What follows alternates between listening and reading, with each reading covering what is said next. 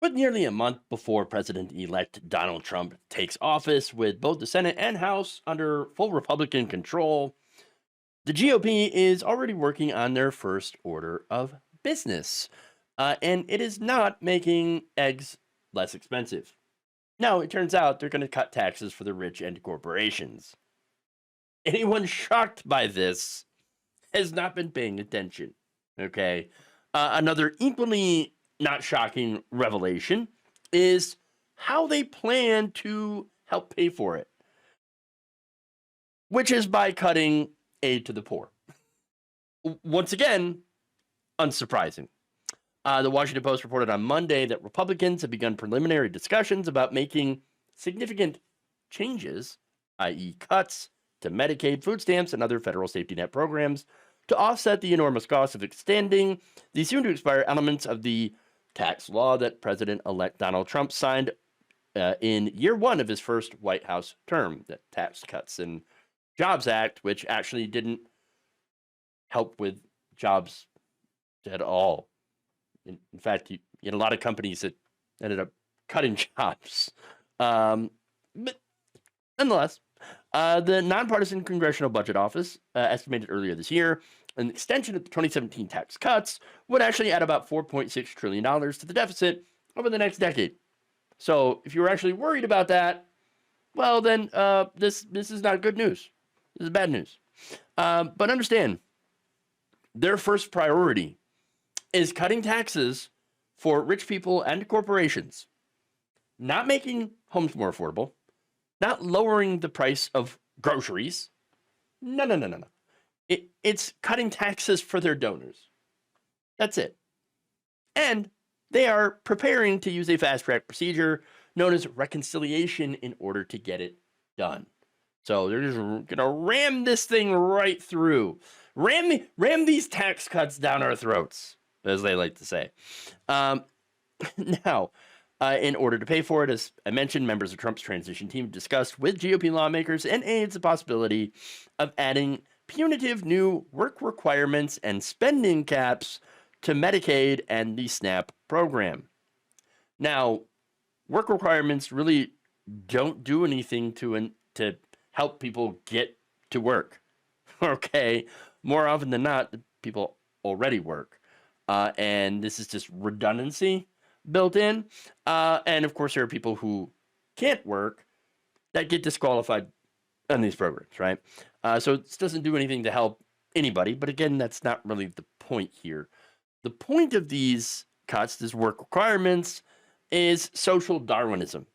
Okay, survival of the fittest, which means if you were poor, if you were disabled, then they want you to die. I mean, it's really that simple. Okay, if you are not able to generate profit for corporations, they want you to not exist. All right. If you get sick, die quickly. That's the Republican healthcare plan. Now, Representative Summer Lee had said, quote, this is on social media, to pay for tax cuts for the billionaire donors, the GOP wants to make food and healthcare unaffordable and inaccessible for the most vulnerable people in our country. Make no mistake on who they're serving. Yeah. She also said, we already knew the push to cut taxes for the wealthy next year was going to be costly. Now we're learning that deep cuts to critical programs are on the agenda to help pay for it. At a time, of course, where people are already having a hard time affording groceries, affording food, they will no longer have a safety net to help them. That means they'll starve. Okay? That's really it. That's the end result. That's what they want. The Post also reported that Republican lawmakers are discussing stripping presidential authority to recalculate benefits for SNAP. Republicans argue that if they eliminate that authority and hemmed in SNAP benefits, which increase automatically with inflation, that should count as reducing the deficit by tens of billions of dollars, according to some estimates. So, inflation go up, SNAP benefits not go up. Put very simply, okay? So if you're relying on that to survive, and you have been, and, you know, again, as inflation has been making groceries more and more expensive, well, if Republicans get their way, that will no longer keep up with inflation, and you will continue to be further and further behind. And it's not as if people who are living on food stamps are, going out there and buying steaks all the time, all right, or lobsters. No, you probably get one lobster, and then that's it. That all your benefits are gone. Okay, so ain't living high on the hog. In fact, generally, if you're on food stamps, you're on welfare, you're not doing very well. So you're falling behind further and further and further, and now these cuts are going to make it even more difficult to survive. Okay, and of course, the big problem here, okay, other than the humanitarian crisis that they are trying to cause, will be their justification is flimsy. It falls apart because it's not true. Poor people are not causing the debt and the deficits, all right? Here's what is. Tax cuts for the rich. Then, of course, you had the Great Recession caused by rich people. Huh. Oh, weird. And the banks. And then the COVID-19, right? Which is something that, we really couldn't do anything about because it's a global pandemic and that happens. All of that responsible for the growth in the debt. Tax cuts. You can see the Trump tax cuts. Responsible.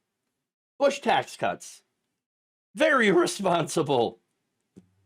COVID-19 measures, which again, really, that was filled with corporate giveaways. It wasn't the $1,500 or $1,400 stimmy checks. No. This was massive corporate giveaways that were the major problem. Okay, the major drivers of the debt.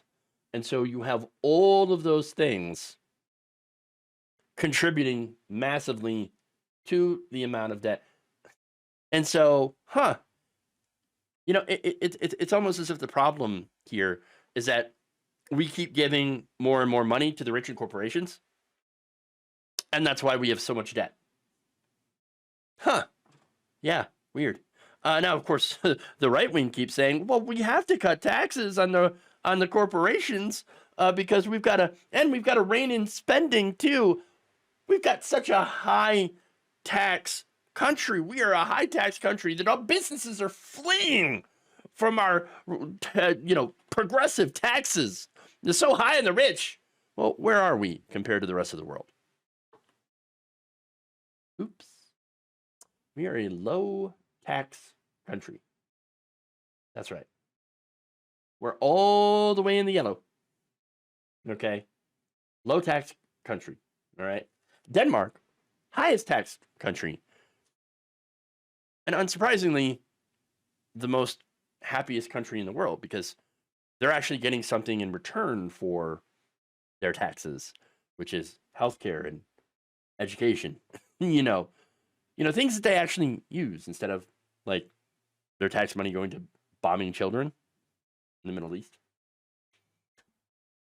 Be nice if we actually got something for our tax money, like healthcare, good education, things like that. But yeah, there's that. And it's about to get worse. Okay, because you get this new, fresh round of tax cuts for the rich that is planned. Okay, so now I mentioned food stamp cuts, Medicaid cuts, also very disastrous.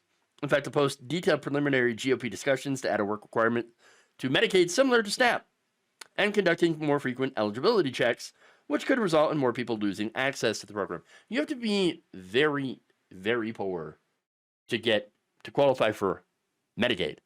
Okay, adding in a work requirement to Medicaid, which is healthcare for the very poor. Okay, going to be quite disastrous. Quite disastrous indeed. Now, House Budget Committee Chair Representative Jody Arrington of Texas openly made the case last week for what he called a, quote, responsible and reasonable work requirement for Medicaid. Now, here's the problem. Cutting Medicaid and food stamps will not come anywhere close to offsetting Donald Trump's massive tax cuts for the rich. Okay? And so, tax cuts for the rich and corporations will not be made up by gutting social safety nets. On the campaign trail, Trump proposed reducing the corporate tax rate from 21% to 15%, a change that would give the 100 largest U.S. corporations a combined tax cut of $48 billion a year. The same large companies that are already seeing record profits, while average people are barely hanging on. And of course, the reason that these companies are seeing massive profits is because they're price gouging us. Greedflation, everybody. That's it. And so the way to solve greedflation is not to keep giving corporations more and more and more money and tax cuts, because all they're going to do is just give it to their executives or buy back their own stocks. They're not going to reinvest it into the country, and they're going to continue to get away with rising prices, with raising prices, jacking them up, and giving the benefits to their CEOs. That's it. Now, as far as Republicans, their plan is not going to help regular people. It's going to hurt them. According to the Institute on Taxation and Economic Policy, the tax proposals floated that Trump had floated during his bid for the second White House term would deliver annual tax cuts to the top 5% and tax hikes for the bottom 95%. So now we have to deal with what? Tariffs, less social safety nets, and increased taxes on us. But hey, at least rich people, they'll be doing better, even though they were already doing fantastic to begin with. ITEP wrote, we already knew the push to cut taxes for the wealthy next year was going to be costly. Now we're learning that deep cuts to critical programs are on the agenda to help pay for them. Understand this is the robbery. Okay? I've been talking about this for a while. This is the massive upward transfer of wealth that the rich, Donald Trump, his allies had been planning all along. That's what they want to do. It's going to be an upward transfer of wealth unlike what we've never seen before. And it's not going to make America great again. It's not going to bring prosperity. No, it's going to end up hurting a hell of a lot of people. But as I've mentioned before, the cruelty is the point. Thank you for watching. If you enjoyed this video, please like, share, subscribe, hit the bell icon in order to get notified whenever a new video is released. And if you want to support independent, progressive media through this difficult time where it seems like everybody is shutting down, you can become a member on our YouTube page, you can become a subscriber on Facebook, or you can go to my Patreon. It's patreon.com/Jeff Waldorf. Thank you.